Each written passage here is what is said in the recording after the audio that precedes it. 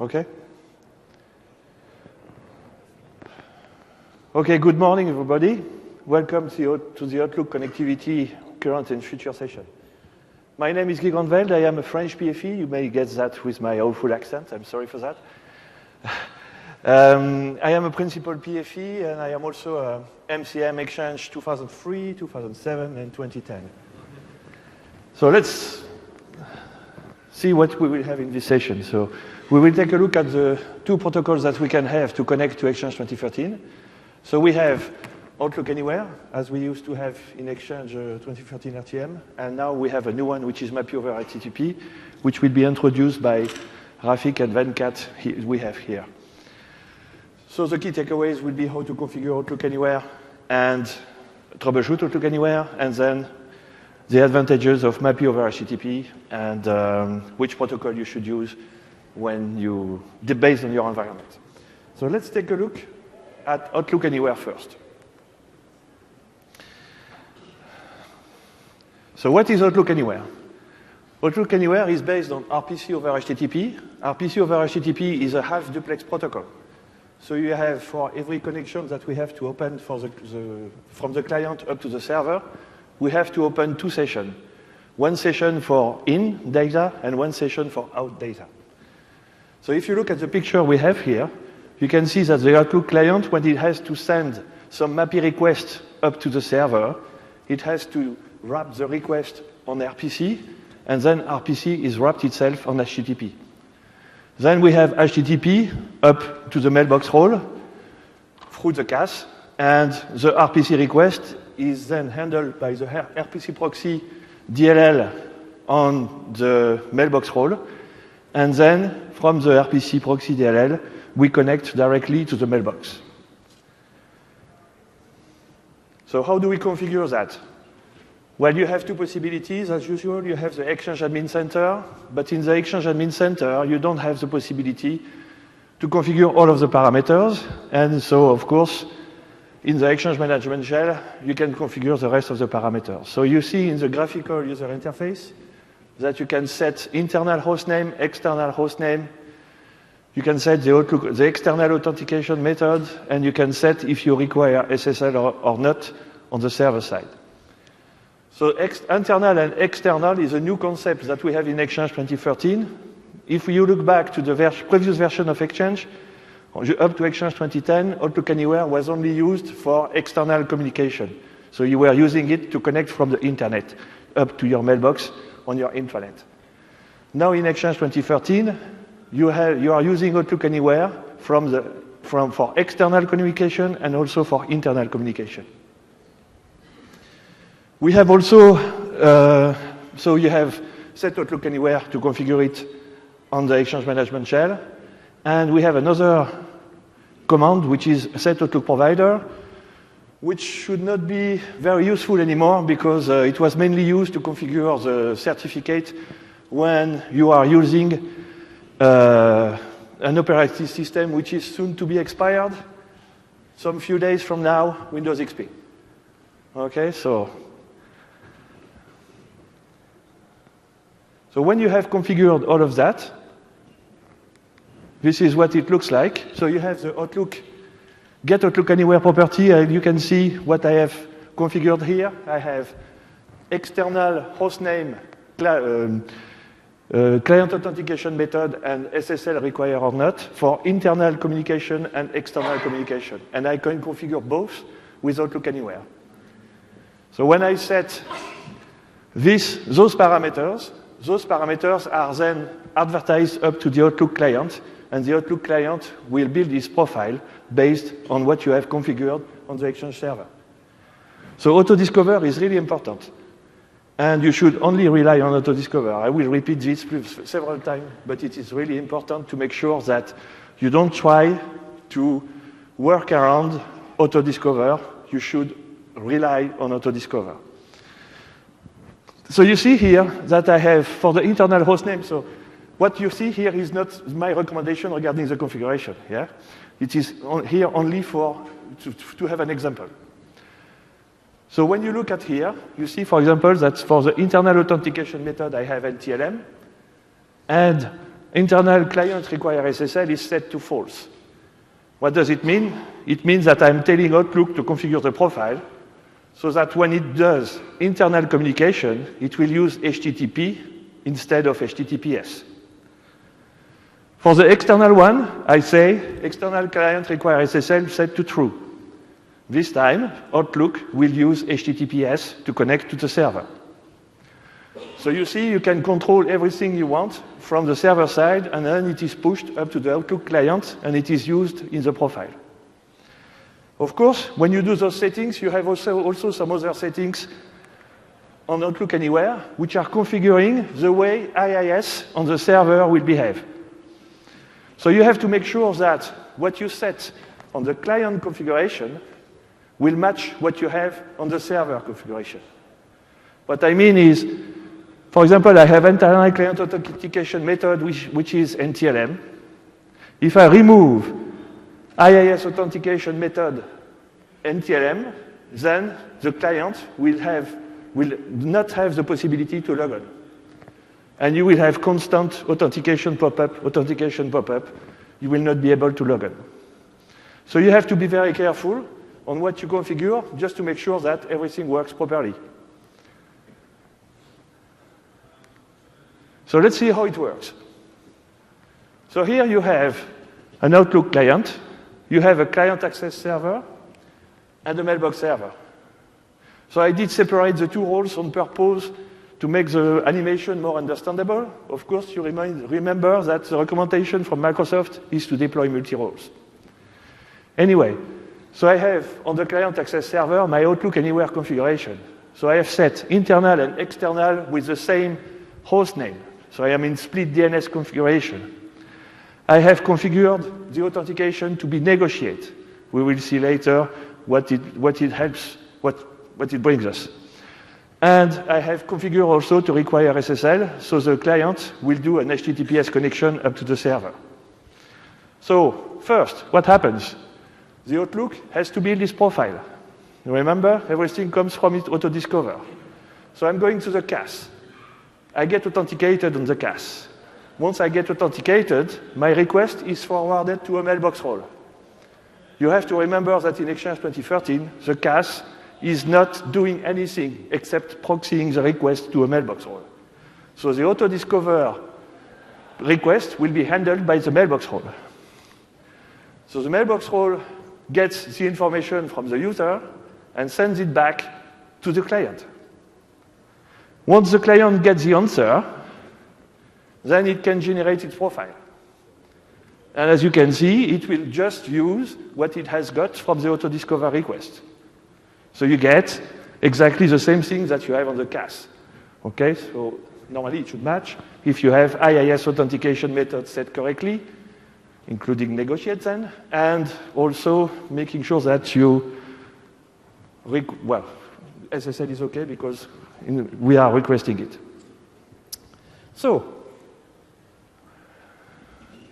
once we have this information, then the Outlook client can build a URL. So the URL which is built is here downside, and it is using the host name that we have configured with /rpc/rpc proxy DLL, question mark, and then you see mailbox squid add the domain name. I will explain just in some few clicks from now why we are using the mailbox squid. Okay? So we have the URL, we have the authentication to use, so we can go. So I open, remember, 2 sessions, one for in, one for out, and those 2 sessions will go to the CAS. And oh yeah, by the way, if you remember, in Exchange 2010 or 2007, we had 3 ports in use, which were 6001, 6002, and 6004. But now in Exchange 2013, we have merged the address book service with the RPC client access service. So the RPC client access service needs only port 6001. So it is an optimization regarding the number of ports that will be used. So anyway, I have only one URL. So when I have this URL, which it reaches the CAS, so the CAS will use the remaining of the URL to determine where is the mailbox of the user. And so you remember the little drawings that we had in the previous slide where you saw the RPC request, which was generated and wrapped in HTTP, sent up to the RPC proxy DLL? That's why we are using the mailbox grid here on the server name, because we are not looking at the RPC packet. We are not opening the request. So if we have to know where to go. And this is the way we are using to know where to go. So what does the CAS do? The CAS just retrieves the mailbox grid. From the mailbox grid, it knows where the mailbox is hosted, in which database. Then the CAS will talk with the DAG members to talk with an active manager to know where the database is currently active, and the request will be proxied.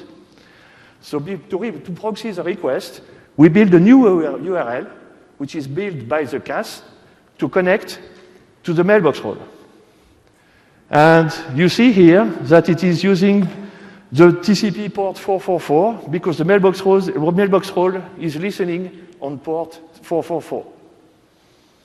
So I have my URL. So I do the connection. When I do the connection, the proxy DLL is getting the user information, so the fact that it has been authenticated, the session grid, and so things like that, which will be wrapped in the HTTP header. So when we do the client access server does the connection up to the mailbox role, it sends in the HTTP header the information regarding the user who got authenticated and the information, the mailbox it was looking for. Okay? So the information here reached the RPC proxy DLL.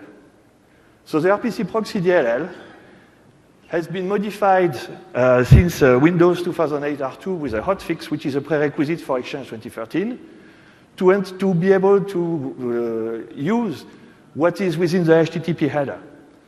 So the RPC proxy DLL will retrieve the information which is in the HTTP header and will give the RPC request plus the information which were in the HTTP header up to the RPC client access service. So the RPC client access service will then see what is in the request, okay? And we'll see if because you remember we sent using the HTTP header the user and the mailbox we are looking at. Then the RPC client access service is just making sure that the user which is requesting access has effectively access to the mailbox requested. If it is okay, then you are done. You retrieve the content information of the mailbox, and you send it back to the Outlook client. And of course, if you have some address book queries, it will also be handled by the RPC client access service, because remember, we merged the address book service within the RPC client access service.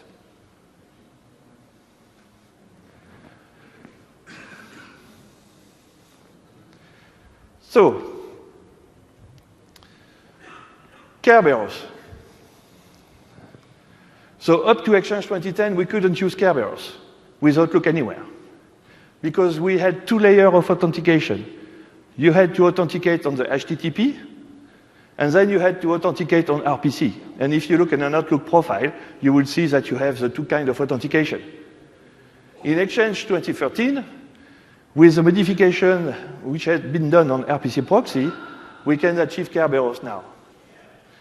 If you remember from the animation, I explained it, in fact. So you have the authentication which is done at the IIS on the CAS.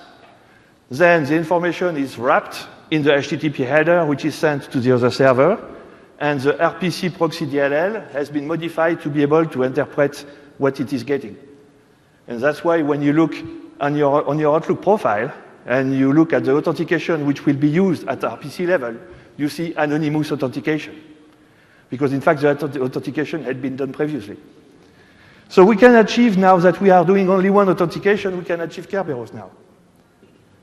And how do we achieve Kerberos? Well, it's easy. So it's like in Exchange 2010, you have to use an alternate service account, and you have to configure the client access servers to use this alternate service account credentials. Once you have done that, you add on the alternate service account the SPN, service principal name, And once you have that, and the client is configured to use negotiate, when the client will negotiate the authentication with the server, it will use Kerberos. If you want to have more details regarding the Kerberos authentication, you can refer to the slides, the session which was delivered by Brian Day Monday regarding deploying Exchange 2013. By the way, you cannot use Kerberos with coexistence with Exchange 2010 or 2007. You remember the RPC proxy DLL has been modified to be able to use the HTTP header which contains the information and things like that.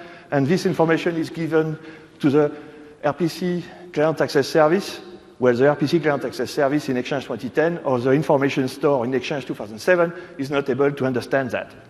So it will not work.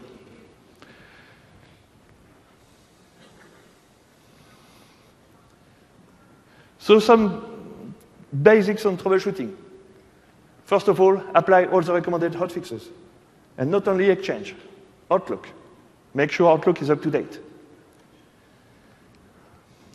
Make sure, as I said previously, that the configuration you configure in Outlook Anywhere, which will be advertised to the client, is matching the configuration that will be pushed to IIS. Make sure that your certificates are valid, not revoked, not expired, that the subject or the subject alternative name in the certificate is containing the URLs you are using. And when you change Outlook Anywhere settings, well, I would give you my best troubleshooting tips that I'm delivering every time I deliver a troubleshooting workshop. Every time you do a change, you go to drink a coffee. Okay? You don't do a change, it doesn't work, do another change, it doesn't work, do another change, and so on. Because when you change something, it may take time to be notified by Exchange.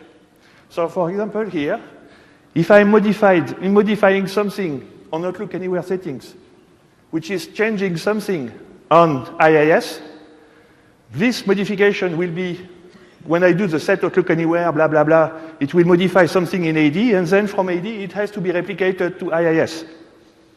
And the service which is doing that is a Microsoft Exchange host service. So if you want to make it faster, you restart the service. And if you have modified some settings which have to be advertised to the client, you do a test auto-discover, you see that it is still sending the previous settings before you did the modification.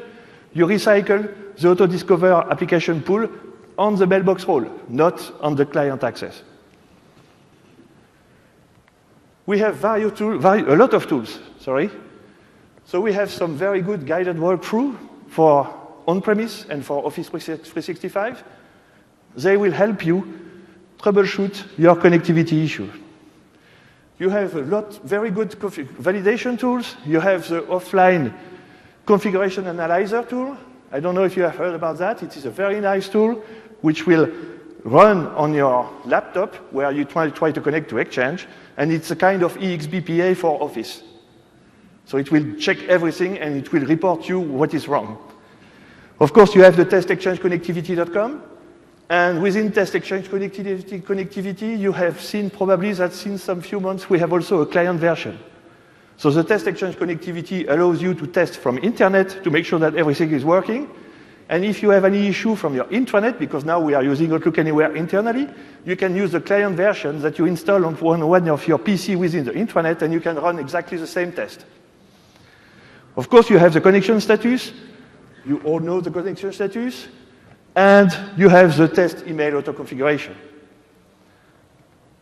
Those will help you to determine if everything is going well. And if, after all that, you are still in trouble, then you have the debugging. And the good news is that Exchange 2013 is generating a lot of interesting logs. So maybe you know Log Parser or Log Parser Studio. There is a good explanation of how to use them in the EHLO blog. And definitely, it's a good way to read the logs and to find errors if there is any. So to summarize for Outlook Anywhere, keep Outlook up to date. Definitely. And also, make sure that you configure Outlook Anywhere correctly. Again, server side and client side are matching. And I would recommend not changing, you remember the IIS default authentication method and SSL offloading? Those defaults will work all of the time. So unless you need to change them for some specific reasons, I would recommend you to not change them. Keep them this way, and it will always work. And as I said, you rely on AutoDiscover. Definitely, don't try to change anything manually on the client, because AutoDiscover will push back and things there after. Okay? So this is it for Outlook Anywhere. Now it's time for MAPI over HTTP, the new protocol. Merci beaucoup, Guy.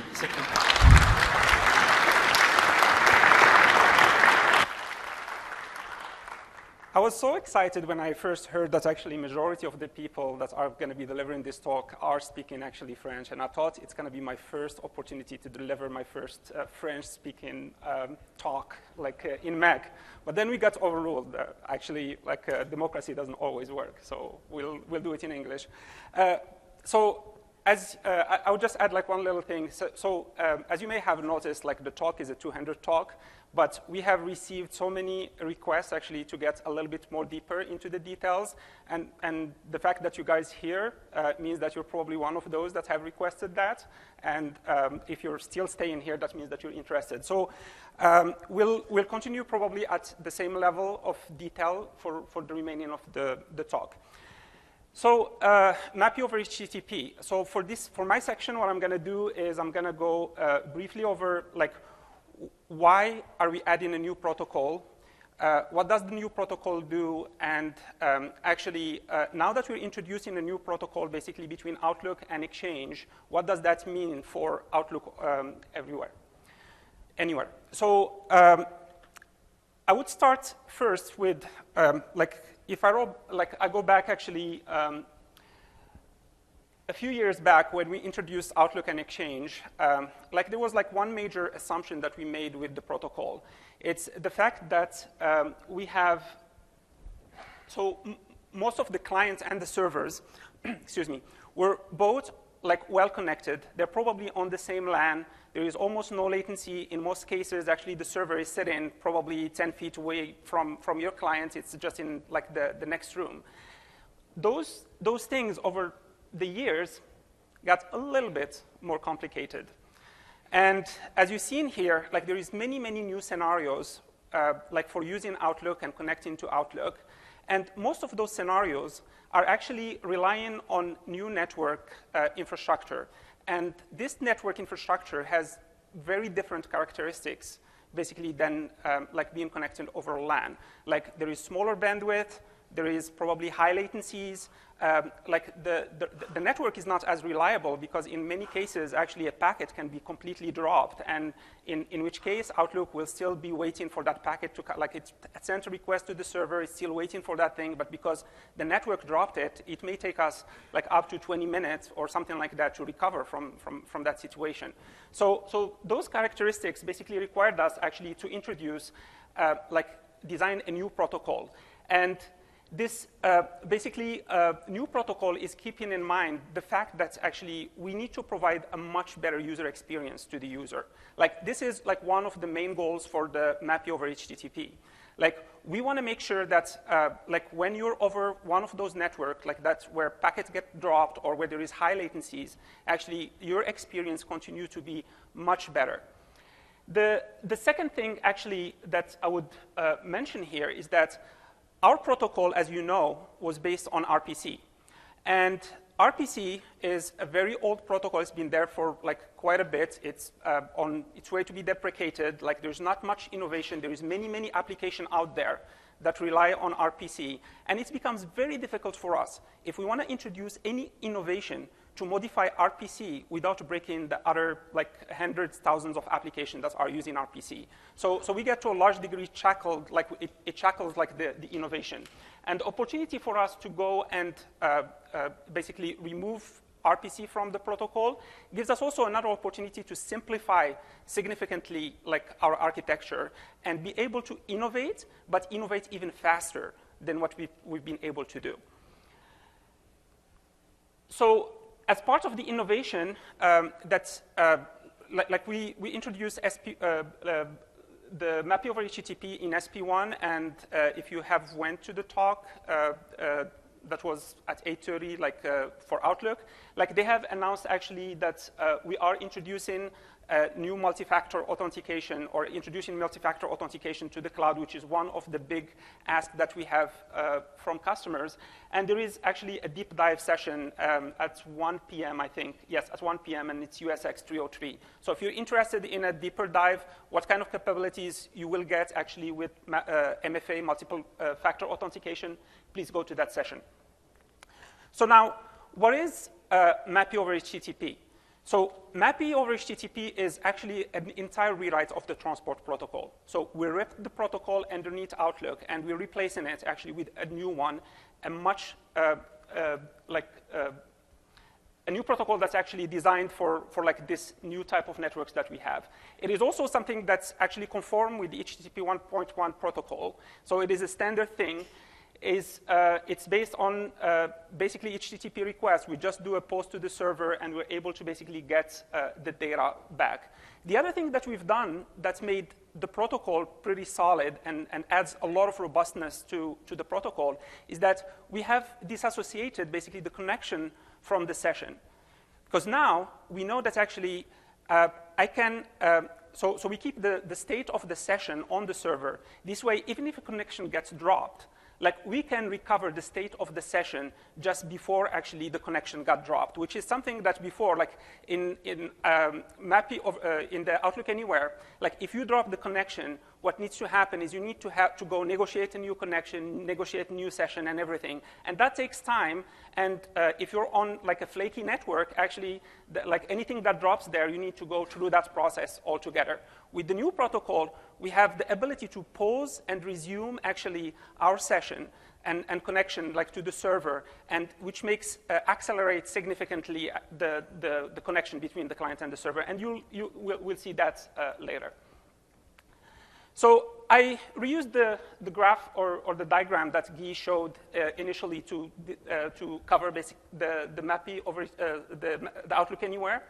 And we added the new diagram for MAPI over HTTP. Any adjective come to mind when you're describing the difference, like the new architecture? Yes, it's much, much simpler, less complexity. And as you see, like the protocol that we had, like we had to have multiple connection and in and out. We had to encapsulate the protocol in RPC and then encapsulate it in HTTP. The new protocol, it's like you have like a full duplex thing. Like there is only, like we send our commands on top of HTTP, just like HTTP requests.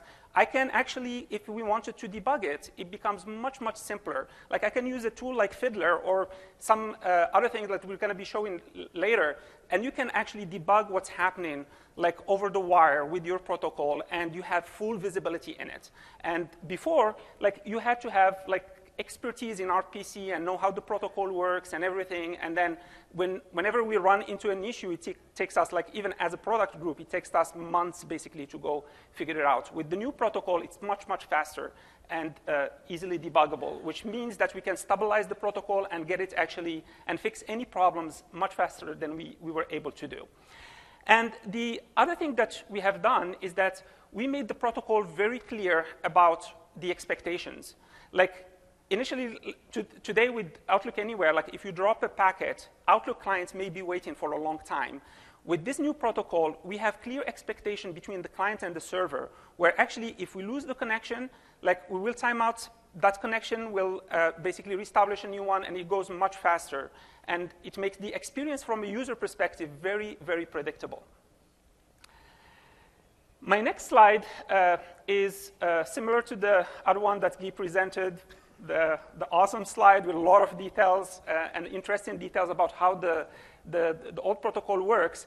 Like this one also illustrates a new thing, which is the way it works is that we start, like Outlook, when you start your Outlook, Outlook's going to go talk to the server using AutoDiscover, and it's advertised that it's capable of using the new protocol. If the server is able to use the new protocol, it would send the AutoDiscover payload with the information to the client to be able to connect. And Outlook at that time basically just connect, and now you have a MAPI over HTTP session that's started. The cool thing about this is that we have the ability to introduce, like we know that migration or migration does not happen overnight. So we know that you're going to upgrade some server, you're going to upgrade some client, and for a long time, you're going to need to be able to have a coexistence like between old server, new server, old client, and new client.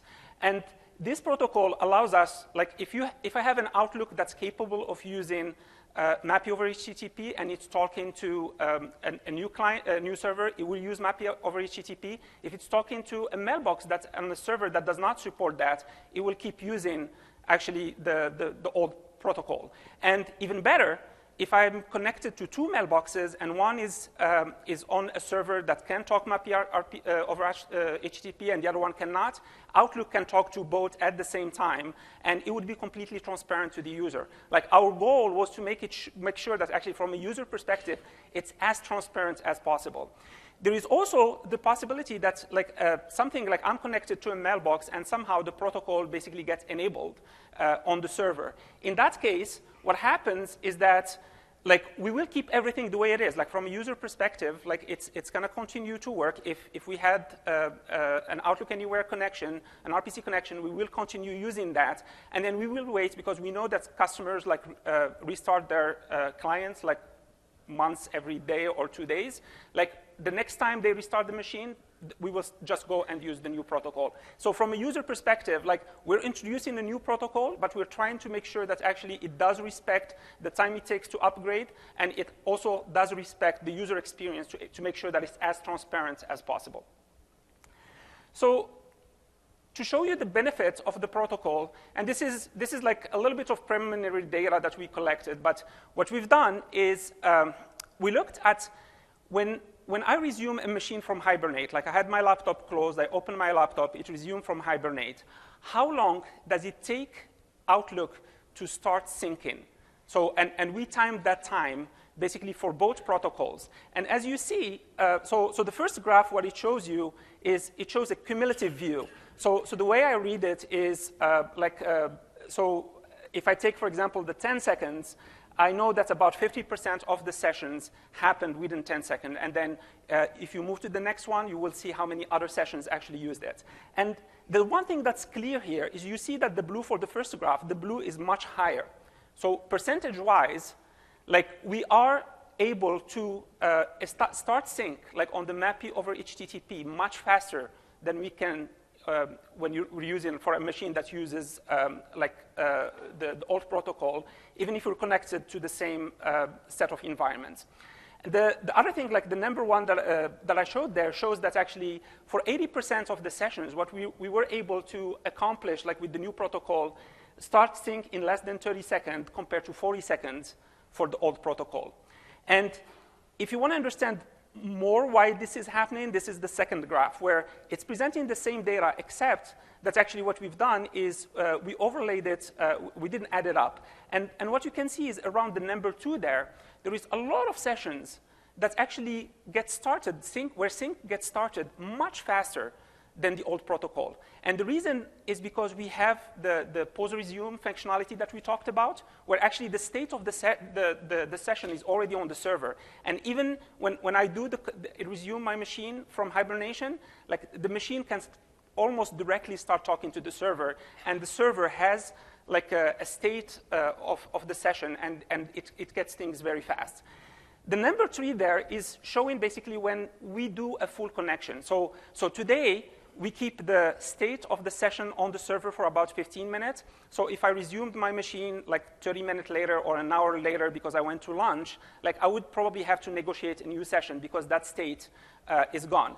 And the reason we kept it for 15 minutes is just to, like this is the first, we just shipped the protocol, and we want to be a little bit conservative to make sure that actually from a resource perspective, we are optimizing for both experience and resources. But you could imagine that if we move that 15 minutes to 30 minutes or to an hour, there's going to be way more sessions that are going to actually be able to resume within the 2 to 5 second time. So this is a protocol that actually makes the user experience much faster. And this is a similar graph, but this is actually for the Outlook boot. So this is sync from boot. Like I started Outlook, how much time it takes me basically to start syncing. And again, you can see that the Outlook MAPI over HTTP is much faster to do those kind of things. This is another graph that shows the time it takes to connect. So over the left, we have the Outlook Anywhere, and over the right, we have the MAPI over HTTP. And the data we have on the left, as you can notice, is a little bit flat. This is because the sample of data that we're collecting is pretty significant. On the left, this was much less, and you can see some fluctuation in there. But the important thing to see is that there are more than 50 to 60% of the sessions that establish a connection with the new protocol in less than a second. Like the dips that you see in the middle, those are the weekend where people, there's even less data, and actually people are connected probably from remote network and everything. But if you look at the middle of the week when there's a lot of people actually using the service, you can still see that there is 50 to 60% of the people that are connecting in less than 1 second, and there is probably about 90% of the people that connect in less than 5 seconds. And the trend is going higher, comparing the old protocol to the new protocol. So this is like, it adds clear value to the customer with regard to the experience. So what does the introduction of the new protocol mean for the previous protocol?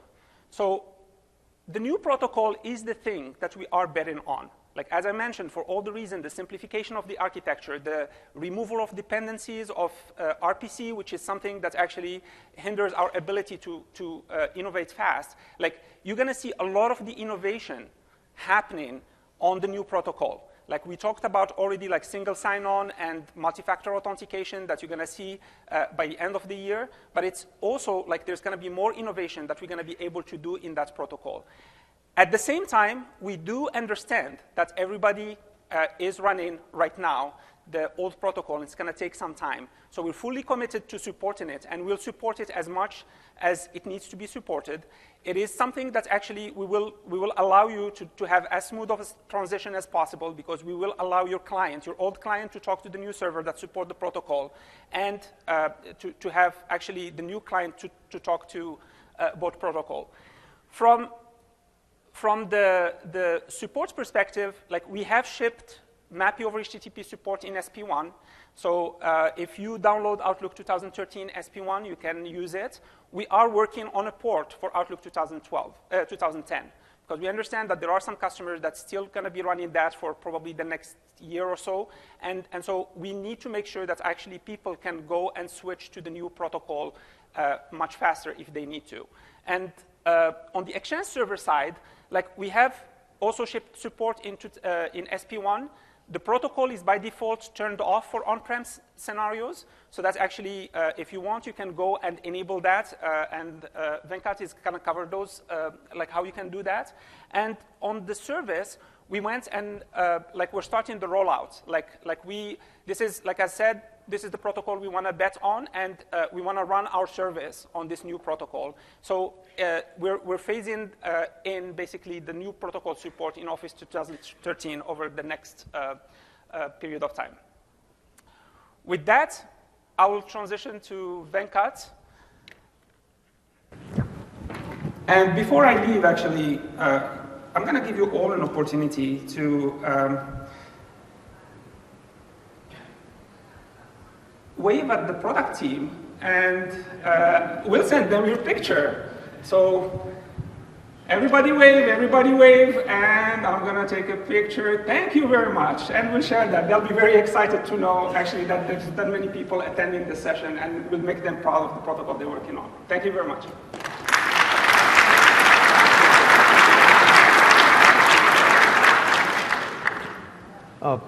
Can everyone hear me? Hi, I'm Venkat Ayadevara. I'm in the engineering team. I'm a program manager lead, working in the Exchange side, work very closely with Rafiq. And so the Outlook and Exchange teams have worked very, very closely with this. I'm very happy to talk to you about this. So I'm going to do a short demo. I got to tell you, trying to figure out what to demo for a protocol change is quite challenging. So if you're expecting an OVA doc collab type demo, you're going to be disappointed, but it's still pretty cool. It's pretty cool to see. So let's switch to what I'm going to show you. That is the demo. And I hope no user ever notices it, right? So there's a few interesting things to look at it. That actually is my mailbox. I can't show you Outlook because I don't want you to read my mail. That'd be kind of embarrassing. But the connection status dialog, which we've talked about, you have to do this jujitsu move of control, right click, and then you get to it. But once you get to it, it's showing connections which Outlook is using to all mailboxes. And today, what I have is I actually have my primary mailbox in a Microsoft Dogfood environment, which is in the cloud. It comes with an archive. I think I have access to one public folder, which is on the 2013 on-premise environment, and I'm connected here to an account in a different Office 365 tenant, which is not enabled for MAPI-HTTP. So if you look through the connection window, starting from up top, the first row there is actually my primary mailbox. It's a connection to the Exchange directory. And if you start from the left, you got the SMTP address, the display name is blank, it's my primary mailbox. No proxy server, because it's using MAPI-HTTP. The server name is a URL, and this is actually very important. One of the things we found as you go to a very distributed system, whether it's in on-premises or it's in the cloud, and you have very highly distributed clients communicating, it's really critical that the client takes settings which Exchange returns as opaque and just blindly follows them. And so you always run into problems we found where we had these checks and balances where if route 1 failed, you try to reverse engineer and the client is constructing a query, because if you change the scheme in the future of how the server communicates with the client, you need a client update, which we all know is a very complicated affair, right? So here, all Outlook is using is, here's the URL to connect to directory, and here's the URL, and here's the authentication scheme to use. That's it. And so that's kind of very powerful. And even better, AutoDiscover just sends it the URL. Now that we made it just like any other HTTP protocol, similar to the typical HTTP request response pattern, it can just make an anonymous request and get back in the response. These are the authentication methods that Exchange supports, and use the best one possible. So that one is using HTTP. Authentication says clear, that just means basic. If you go one line down, that is my online archive. So it's able to connect to my online archive using MAPI-HTTP as well, because that's in an environment which supports it. If you go to the third, I think I'm going to skip past the third one. The fourth one is very interesting. User 1 at a test tenant. That one has a proxy server, field populated Outlook at office365.com, and a server name, which is that mailbox GoAid at the domain.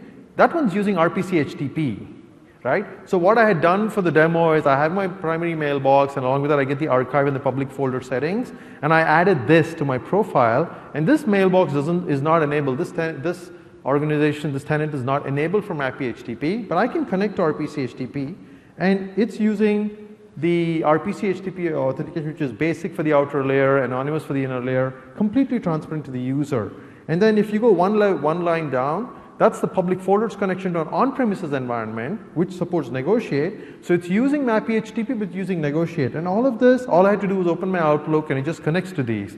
And that's the reason we're showing this is we completely understand that all of you are in very complex environments, and it'll take some time to migrate. You may have a heterogeneous set of clients. We want to work with you to make sure that we want you to move to MAPI or HTTP, but we want to make it a very, very smooth process. And so there's a lot of work both from the Outlook and Exchange teams which has gone into making that possible.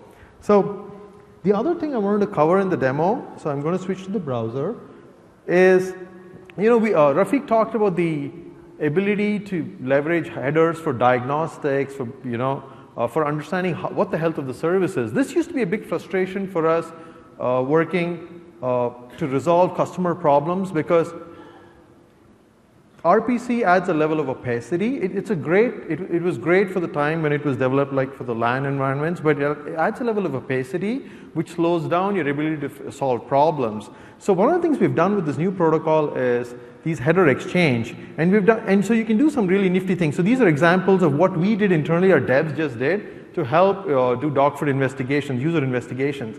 So for example, I'm going to click on this URL.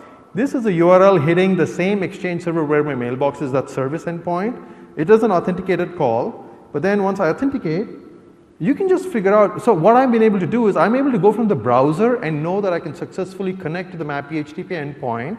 It knows who I am, I see what the version is, and I can also see where my mailbox is, right? It tells you the cafe is just the CAS server and mailbox server, and my dev told me to strictly tell you this is not localized. This is something we developed internally, but you know, this tells you the type of diagnostics you can do. You could even do this kind of diagnostics using Fiddler because it's just headers. And so now what I'm going to do is there's a special flag. If I add that flag, I even know every session. For every session, I know the operations Outlook executed, whether it was successful, which CAS server we went through. This is really important. If you have a global namespace, you don't control which CAS server these requests go to. So this avoids you from having to search every single CAS server for where the request went. So that's hugely powerful. And also you'll see a ton of request IDs. These IDs are so that you can easily correlate the client and server logs. So really, really powerful. And on top of it, you see which one succeeded. There's a ton of, and you know, no failed operation, so the connection is pretty healthy. Active operation, notification, wait. That is the hanging connection similar to OAuth or ActiveSync, so that Outlook can listen for notifications from the server and know when to fetch mail, right? So you can see how very quickly we were able to generate a simple web page. It's authenticated, so you have to have credentials to be able to log in and access the info, and you're able to get information for the for the endpoint. And in this case, this was against the mailbox to fetch information from your mailbox. There's also a similar endpoint is available to look at what the directory connection looks like. And this, you know, my mailbox is in the cloud, but the same feature, it's very easy to make this work against on-premise as well. So now the URL I'm about to show you, primary.exchange, is the on-premise environment where the public folder, which I'm accessing, is hosted. So this is really the big power, and so what we're hoping for is we can leverage these headers and this information to offer you diagnostics tools, and maybe the ecosystem will build some diagnostic tools which will really make our jobs effective. So design a protocol to ensure a really good user experience, but in case it is not working as expected, that it makes it very easy and efficient for us to debug them. So that was the demo part. Again, apologies because it's not as flashy as some of the other demos you've seen, but hopefully it conveys the point. So I'm going to switch back to the deck.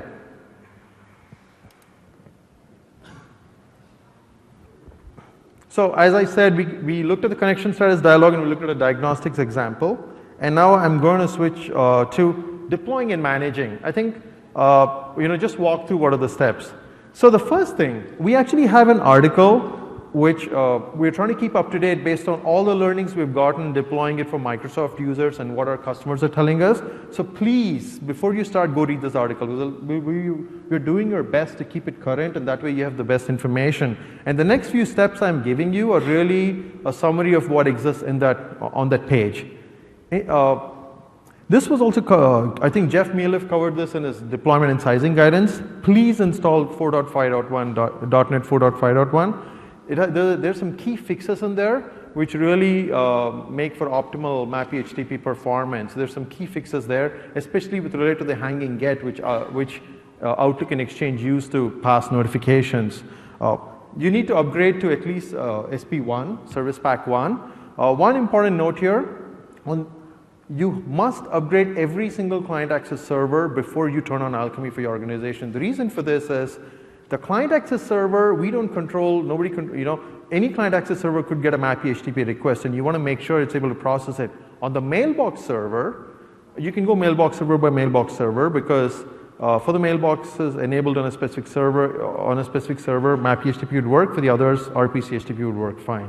So that's one key thing to remember. And you would need Outlook 2013. We recommend doing the, installing the latest PU. And one important note here is to avoid the awesome, your administrators restarted Exchange or change Exchange settings, you must restart. To avoid that prompt. There are some changes which you should pick up in the April 2014 click to run CU, or the May 2014 public update would have it as well. So that eliminates the restart prompt and irritations for your users. So with that, I wanted to spend a little bit of time on the 4.5.1 example, because the way we discovered that there's how important these fixes are is we actually have an internal dog food environment where we have a few thousand users and a ton of them are using Alchemy. And what this MAPI HTTP, and what this chart is showing you is the blue line, which is going up and down, is really the number of requests Exchange is receiving for every hour, and that time period is for a week. So it starts on a Tuesday and ends on a Monday. And the colors are for those requests in every hour, what latency range they fall into. The numbers are not critical, but what you have to remember is anything in green and yellow is fine. It will lead to an okay user experience. Anything beyond that, which is the reds, the blues, and the grays, really, really bad experience. And one of the things we started getting is we started getting these user complaints about them seeing long wait times, like Outlook not being responsive. And as we investigated, even our metrics were telling us that people who had requests in the range I've highlighted, basically Outlook was not usable for them. They were taking way too long to complete. And so as we investigated, we figured out that some of the key fixes in 4.5.1 would help. And after those were deployed, you can see what a drastic change in the Outlook performance. You can see now in this chart that basically almost everybody, almost all requests are in the green and the yellow range. So extremely helpful. And the reason for this is there is the notification channel is supposed to be asynchronous and not tie up threads on the client access server. And this bug, what it causes is, it causes actually these threads, a thread to get locked up for every notification channel. And as more and more people log in during the day and becomes extremely busy, ASP.NET kicks in and says, okay, thread creation is very expensive and you're taking way too many threads, and so it starts queuing requests. So the people who are having a bad experience, it's because they're just waiting forever. And once the fix was applied, since the entire call is asynchronous, you don't run into this don't have enough threads problem. So extremely helpful to actually have the fix out there. So something to keep in mind. So please install 4.5.1. So with that, I want to get back to how to turn on map your HTTP. So we went through the prerequisites. We looked at 4.5.1, why it's important. Configuration. There's a new virtual directory. So you need to configure that. I think I've given an example for how to do it for your internal. The web page link I showed in the prior slides has for external and internal. You should set both of those. To avoid the certificate prompt, which users really get alarmed by, make sure that those internal and external namespaces are there in the cert and that Outlook trusts the cert. Really, really critical. You've got a new virtual directory you're hitting. This is a new protocol. Please make sure that your load balancer, reverse proxies, firewalls, basically your network is configured to allow the request to pass through and doesn't block it. So make sure that that's there. Now for customers who are using UAG, today UAG Service Pack 3 is not compatible, even if you disable all the filtering options. But we're working with UAG and I believe support is coming. I don't have an exact timeline for you. And the final thing, once you've done all of these, is you would use a set organization commandlet to turn on MAPI HTTP. So that's at that point, any server with all the backend servers which have the right version and so on are able to service MAPI HTTP. Validating, you can quickly run test Outlook connectivity using I think the command line arguments I provided, and the logs. There are 3 logs which you would care about. If you're in a multi-role, with multi-role deployment, which is what we recommend, all these 3 would be on the same server. If not, the first one is on the client access server. The other 2 are on the mailbox server.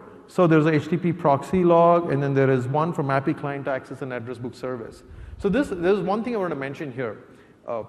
If you remember when Guy talked about Outlook Anywhere, we had collapsed, to save on the number of long-lived connections, we had collapsed the address book service and the RPC client access into one service, RPC client access service. It was a lot of hard work. And then immediately when we introduced MAPI-HTTP, we broke them apart into 2 again. And the reason we did that though was, the connection pressure is not there anymore because with the request response pattern, you have one long-lived connection with the other one you're using very efficiently.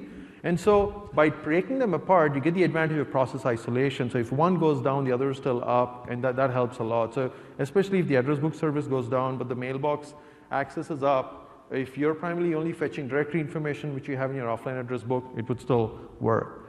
And finally, the connection status dialog, you can see, just to reiterate, the protocol field would tell you if it's using HTTP or RPC HTTP, and there are other fields you can check out as well as the proxy server empty for the case of MAPI HTTP, and are using a URL instead of some kind of a GUID. So those are the things. Now we get to the really interesting part, sizing and performance. How many of you attended Jeff Mealiff's sizing talk yesterday? Just a quick show of hands. Okay, quite a few, some of you didn't. So he covered overall sizing guidance, but I want to talk about the MAPI HTTP. So we talked about a lot of benefits, but there is certainly some cost to it. One of them is that our CPU guidance, CPU utilization guidance has increased by 50% from RTM to SP1. If you're migrating, if you're upgrading from 2010, you're still going to use less CPU cycles, but if you're going from RTM, there's an increase. The good news though is for the recommended mode of deployment, multi-role deployment, the impact actually has been quite minimized. So if you look at the table, which is there for multi-role deployment examples, the first customer would have to do something because if you compare the RTM versus SP1 guidance, we don't want them running at 102%. And these are, by the way, real customer profiles. Jeff covered them as well. And so these are real customer profiles. The second one maybe, but certainly customer 4, 5, and 6 are well within the 80% we recommend. So they don't have to do anything to enable MAPI HTTP. Now, if you're in a dedicated role deployment, then definitely this means more client access servers. So our guidance has changed from 1:2 ratio for CAS to mailbox CPU cycle, CPU cores, to 3:8, and that's a 50% increase. And so one large customer example we have here, from 23 CAS servers, they would go to 33 CAS servers. On our side, we are, I think, in Office 365, we do use a dedicated role deployment, but the benefits we get from the quality of Outlook connectivity at scale, the supportability, and the ability to diagnose requests, we're going full steam ahead. But but if you're going from RTM to SP1, MAPI HTTP is disabled by default so that this doesn't block your SP1 deployment, and you get some time to figure out your specific needs, your sizing needs, use the calculator, and you have the necessary resources in place before you turn it on. So that's one reason it's off by default. And as I said before, Jeff Mealiff's talk does a pretty comprehensive overview of the overall sizing, so I would recommend watching that recording. So what is underlying this sizing guidance? The performance. Let's look at the performance. And the worst case for MAPI HTTP compared to Outlook Anywhere would be when the network is perfect, right? Because that was what Outlook Anywhere was designed for. And so CPU, certainly higher, I think. And the reason it's higher is similar to OWA, if you have a request response, you're sending again and again, instead of having a connection where you're just sending these operations over an established connection, you're paying an overhead price for every single request. Authentication, proxying, all of these, right? And that's where the cost is going up. So our long-term direction, what we want to do to even further improve user experience over high latency, low bandwidth networks is to make the protocol less chatty. But that's like a very, very long process, right? It'll take a long time. But in the meantime, the request response rate is what is causing the CPU increase. But luckily, fortunately for people in multi-role deployment, the impact should be minimal. The good news on the memory front, much lower. The reason is you got less number of connections, and the amount of buffer we need to keep for the connection is significantly less.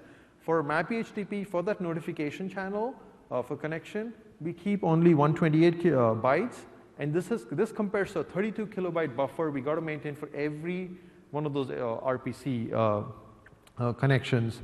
The connection count is low because with RPC you needed 2 long-lived connections. Here, if you have an idle client, you get a 50% reduction. You only got 1 connection established. And if you got a fully utilized client, then it's almost close to 2, and your real savings will vary somewhere between 0 to 50%. If users connect to multiple mailboxes all the time, your savings is going to be much more because the user is active in one mailbox, so it's not on the other mailboxes you're really going to get the connection savings.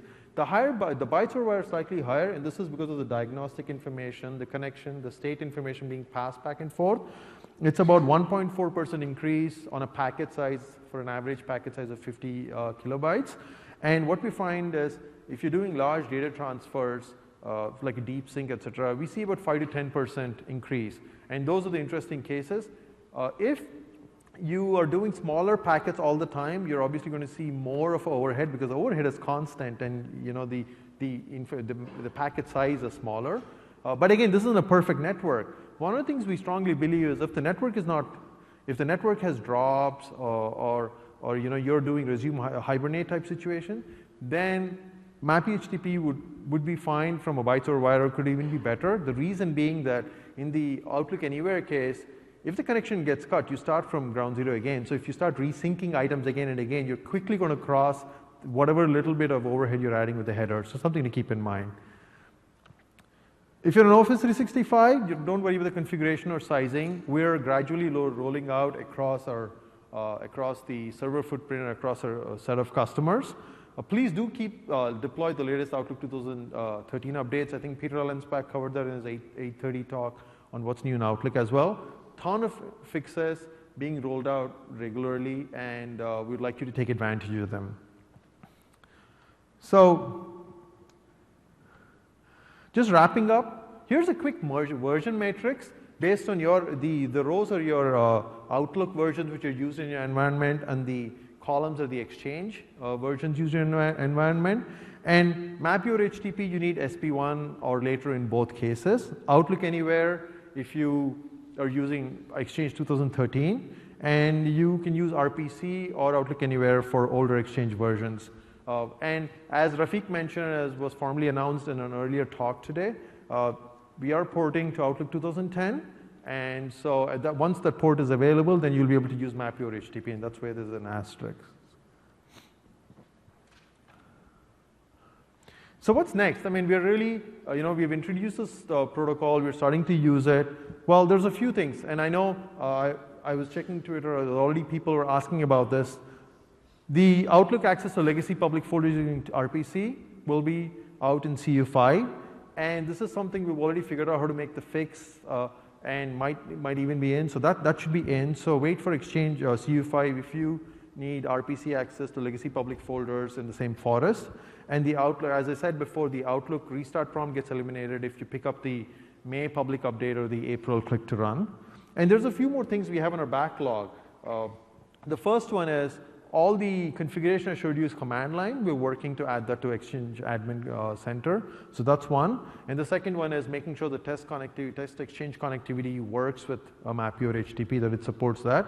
And then we have gotten requests saying, is it possible for me to turn on MAPI HTTP for a few users and see how it works before I turn it on for my org? Today, the configuration is enabled for the entire org. And we're investigating that to see if it's feasible. If it is, we'll do something. And finally, as I said, our long-term direction is that, the ability to deal with packet drops is great, and the connection count data reduction is great. The next thing we need to deal with is making the protocol much less chatty, and that helps the user experience if they're in a poor network. It also helps us, it helps all of us because the amount of CPU consumed in the server will be lower in that case.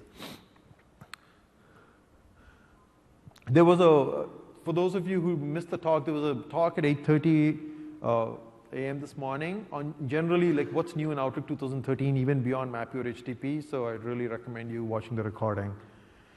And finally, the MAPI or HTTP summary. So it is the long-term replacement, and I think we believe there's a lot of value being added, the quality of service, the quality of connectivity would be great, and we've taken a lot of care to make it easy for you to deploy. You're in control when you turn it on. The coexistence, there's a strong coexistence story here, and we're looking for feedback. And there's a couple of just wanted to call out a couple of talks. There's a Q&A, if you have questions regarding client access server, including MAPI HTTP. There's one session today because I know some of you couldn't get into the session we had yesterday morning. And there's also an Outlook Q&A later today, so I encourage you folks to attend.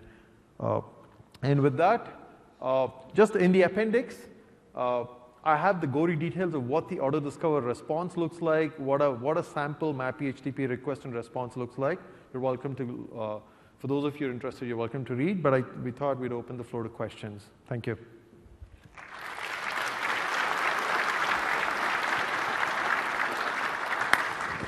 And for the questions, please come to the mic so everyone can hear you.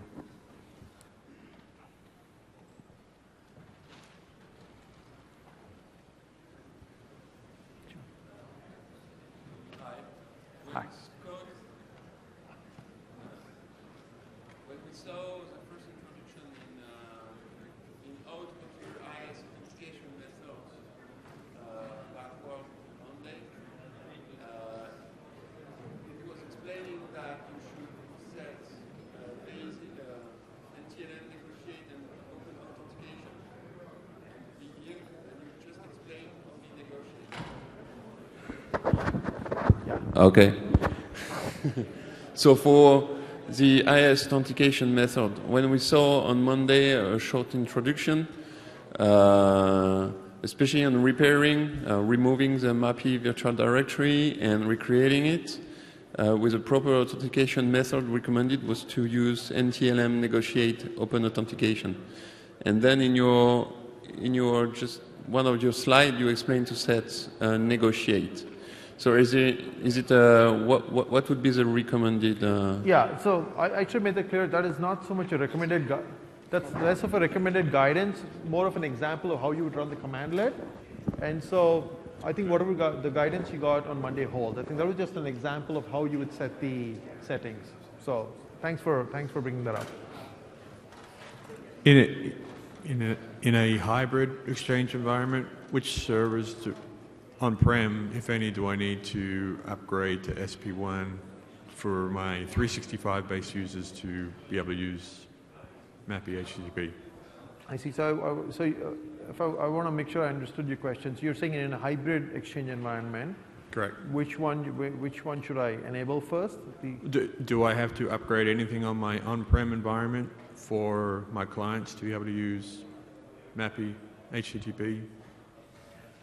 So you would certainly need to upgrade your clients to be MAPI HTTP capable. Yeah, on the server side. And then there are different combinations. So as long as the mailboxes which you're accessing on-premise versus the mailboxes accessed in the cloud are, even if it's with the same user, if Outlook is auto-discovering them separately, then you're completely fine. It will use the right, let's assume that MAPI HTTP is enabled for that mailbox in Office 365, but it's not enabled for you, it'll connect fine. But if there are some cases we know, and we've been fixing them where Outlook, and this is code from before, where you may use the setting, sometimes we try to use the settings from the primary mailbox and retry it against this other secondary mailbox. In that case, it would work. But I believe in most cases, especially because you're talking about a cross-forest situation, the AutoDiscover will kick in and you should be fine. It'll use the right protocol for either one. Okay. And are there any new GPO settings if you wanted to turn off that protocol from automatically lighting up that you could apply at the client side? Sorry, can you repeat the question? Is there any? Sorry? Are there any GPO settings you can apply to the clients? GPOs. Yeah, you want to take that? Yes, we do have GPOs that will allow you actually to enable the protocol on the clients. But it's like you have to do it client by client or user. Yeah, and that's the reason we didn't cover it in the talk, because there's a maintenance this maintenance overhead. You got to remember which users have it, and then later when time passes by and it's enabled by default, you find out that some people still working on the old one, and so, but there is a policy GPO available. Hey, relating to AutoDiscover, what's your recommendations when you're running between Exchange 2013 and 2007 when Link is involved? Because what's happening is the SOAP request gets denied on the 2007 side, so every Link user gets an error box every time they launch. So I'm just wondering, is there any, it has to do with the AutoDiscover. So I think the question, I believe, Billy, was in the 2013-2007 coexistence case, you've seen where the AutoDiscover ends up for the 2007 mailbox is returning an error, correct? Right. If the user's on 2013, it's not an issue, but if they're on 2007. 2007, We are aware of that issue. It got reported, and we are actually working on fixing it. I'm looking at one of my program managers, Victor, and I believe we're aware of this. We're already fixing that. So Yeah, the dev's working on it as we speak. yeah, That's why he's fix not is here. on its way. The next CU will have it. We can't promise, assuming he fixes it.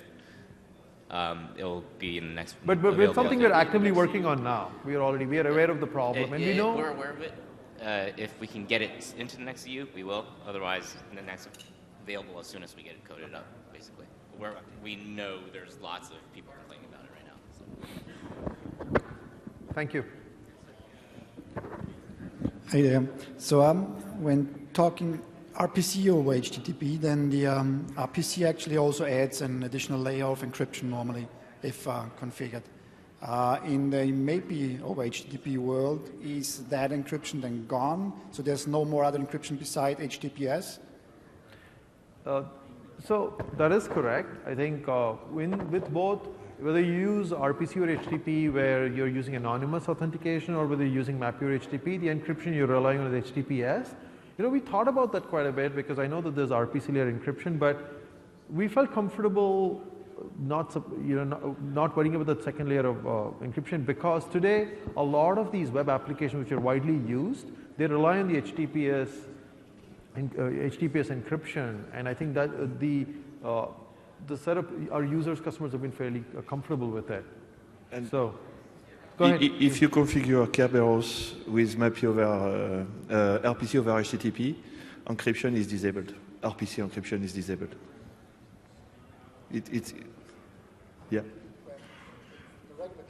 When you are Outlook Anywhere configured, okay, you enable Kerberos by setting negotiate.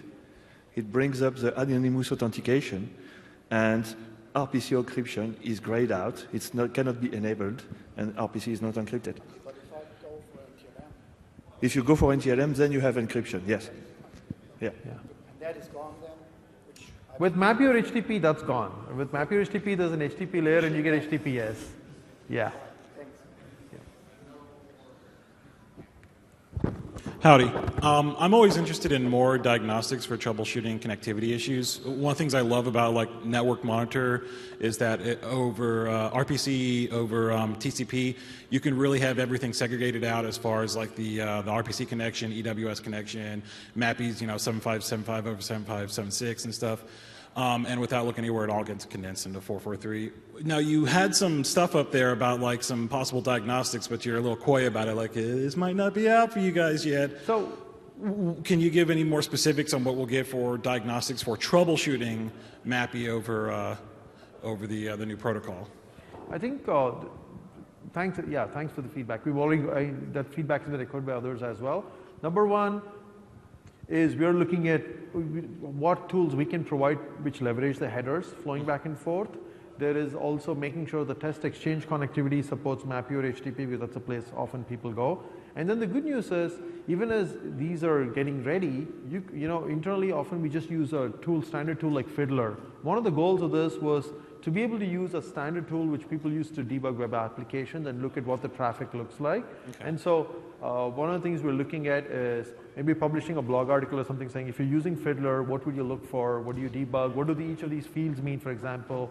So really in the interest of time, I didn't explain every field, but those are the three things. Was there something else you were looking for? Well, no, I mean, the Fiddler part is extraordinarily helpful because we get that every once in a while, but there's not a lot of guidance on Fiddler, and that's a non-Microsoft product, so there's no guidance on how to use it in consideration of troubleshooting Microsoft products. So a KB article or something like that, like, here's how you use Fiddler in consideration of... that would be absolutely perfect, and folding that into the test Outlook connectivity would also be extraordinarily helpful.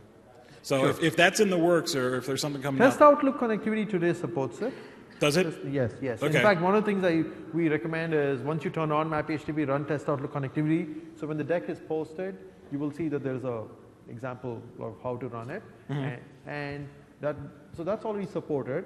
But beyond that, what we do want to do is publish a blog article or some guidance on, hey, KB, Ricolon, here's how, if you needed to use Fiddler to debug, and here's how I've you would go about used into Fiddler it. to debug, but if you're not familiar with it or if you've never done any like HTTPS stuff, it can be like reading Greek, and so guidance for people who aren't familiar with that layer would be great. Yeah, sure. That's Thank you. Hi. Two questions about Outlook Anywhere with CU3. The first one, since you have a lot of graphs and information about the connectivity, time needed by clients to reconnect, etc., did you see some difference between the bandwidth used by 2010 SP3 and the bandwidth used by Outlook Anywhere client used by 2013 CU3? Did you see some high differences? That's a great question. I believe in the tests we did, we primarily compared the latest CU from the latest build from Exchange with MAPI HTTP. I don't believe we have done the analysis of CU3 versus Exchange 2010. We haven't done that. Is there a specific reason? Yeah, because with MAPI RPC, this customer, 3,000 users, using pure MAPI with 2010, had, for example, 2 megabit persistence connection all the day. Now in 2013 CU3, Outlook Anywhere, of course, they grew up by 1 megabit. So is instead of 2 megabits per second total connection, is 3.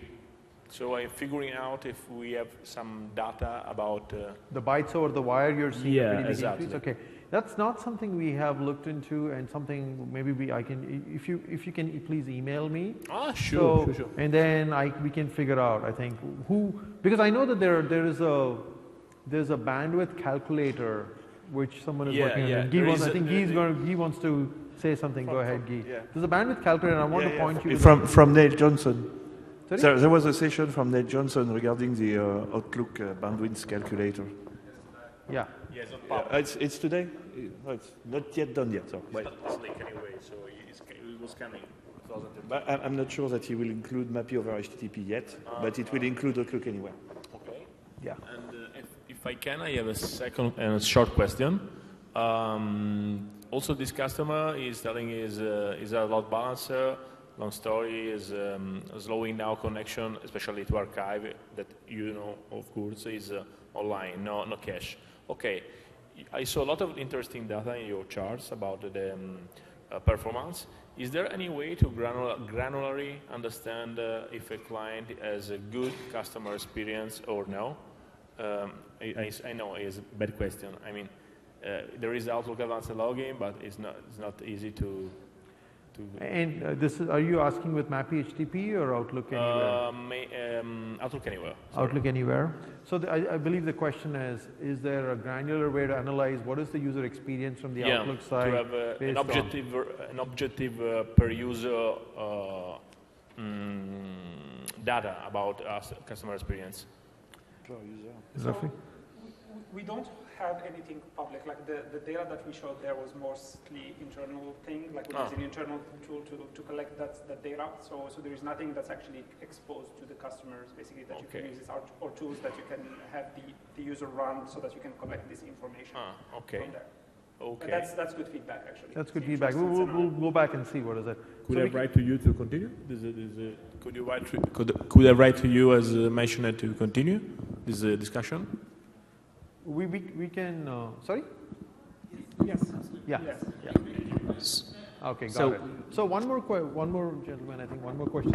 Just really quickly on his, the data is there in the protocol logs. So if they wanted to write scripts, they could theoretically pull it up on a per user basis. Yeah. So just to finish the thought, the protocol log has size information, so you could use that. Yeah, and latency. Hi. I'm not really sure if this is if perhaps the right question, because it was based on an Outlook to Exchange presentation and MAPI over HTTP. I'm just curious because in one of your slides you showed multi-connected devices, tablets, phones, Wi-Fi routers, GPRS towers, everything. So on an aeroplane through a satellite connection, blah, blah, blah, blah. But the whole of this session was directed at Outlook to Exchange. does any part of this play into ActiveSync? Is there any change coming, needed? Is there any, with the ActiveSync part of it? That's because a great obviously question. the loads and loads of devices connect through a tablet or a phone that are not necessarily an Outlook connection. So that's a great question. So I think the reason we show the picture, like Rafiq talked to it, is because as was there was a talk before this at 8:30 a.m. We have a link to it in the deck. You should look at it. Outlook is being, Outlook has done, the team has done a lot of awesome changes to make touch work better and for it to work on all these devices. So in that picture, assume people are using still Outlook.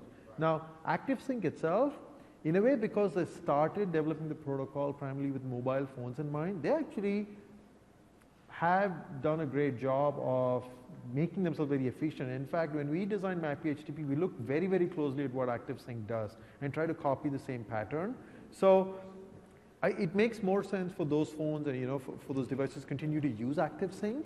But what we're trying to say is, as Outlook, since Outlook is available in many, many more form factors and access from many more environments, we want to make sure that Outlook Exchange interactions are a good citizen as well and can ensure a good user experience. Okay? Right? So with that, we're going to wrap up. Please do. There's a Q&A session, so please